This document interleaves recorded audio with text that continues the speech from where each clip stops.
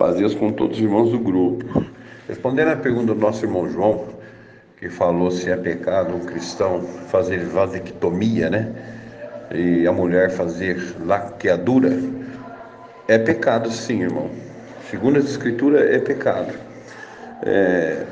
Tudo que nós fazemos aqui nessa terra, em que muda, né, os princípios que Deus deixou, aquilo que Deus formou, né, se torna pecado. Por exemplo, se nós pintar os nossos cabelos, é uma vaidade. É uma vaidade. É pecado? Sim. É sim, porque nós não estamos aceitando o envelhecimento, né? Que é o mandamento da palavra, né? Que nós vamos ter que envelhecer e morrer. É mandamento, foi desobediência e isso vai ter que cumprir no nosso corpo. Então é uma forma de nós não querer acertar ser velho, é uma vaidade para querer ser moço, né? Para querer mudar a nossa natureza de velho para querer ser moço. Então é pecado. Aplicar botox, pecado? Pecado.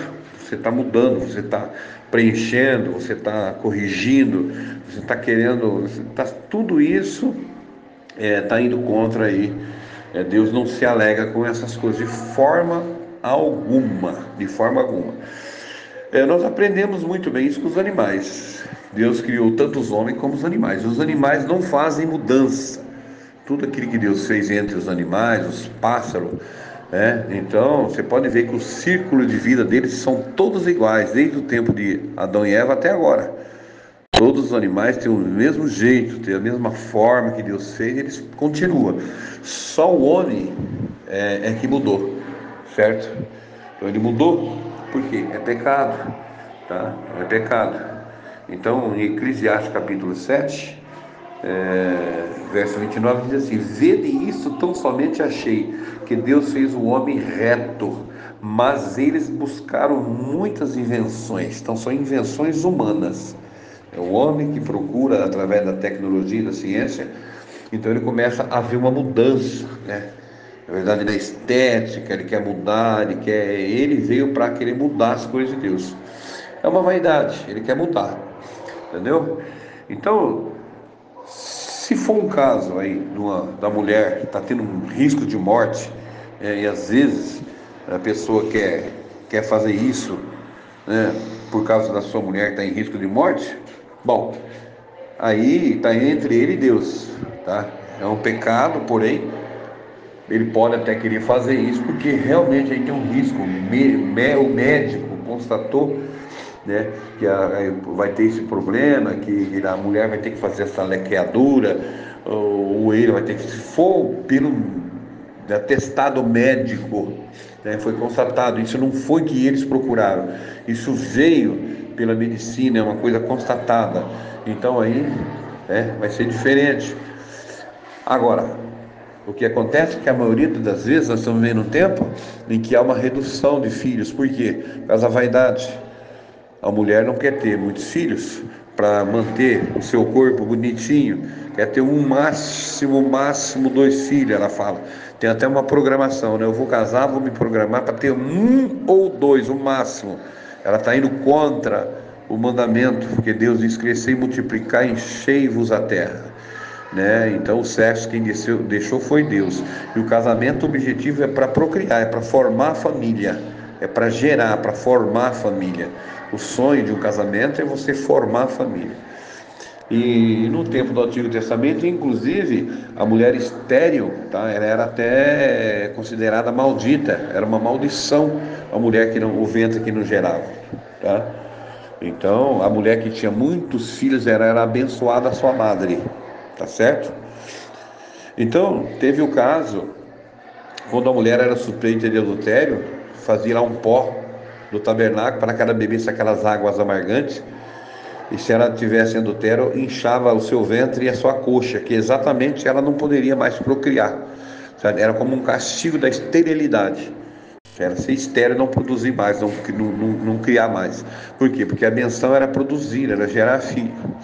Outra coisa, Deus diz para Eva: multiplicarei a tua dor e a tua concepção, a tua conceição, você vai gerar muitos filhos.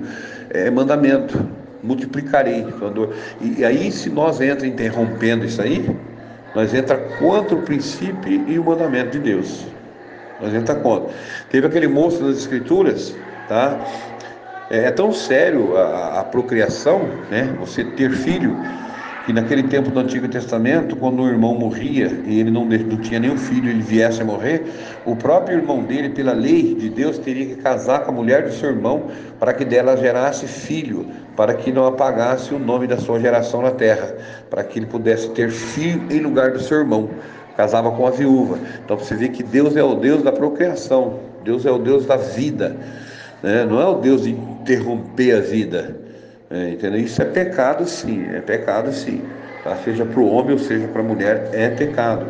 Você está entrando ali com os meios ali para bloquear aquilo que Deus deixou. E Deus não fez nada errado. Deus não fez nada errado. É que nem eu acabei de dizer, a não ser que isso vir pela medicina, né? Dizendo que há um grande risco de morte que precisará fazer isso, atestado com documento que aí não está vindo do próprio irmão ou da irmã, não é por livre, espontânea vontade, é uma coisa que realmente precisa. Mas passando disso, é pecado, é vaidade, tá? É vaidade, é grave e é pecado sim, tá? Então tem muitos lugares aqui na Bíblia que fala, né? Em que é pecado. Então aqui, ó,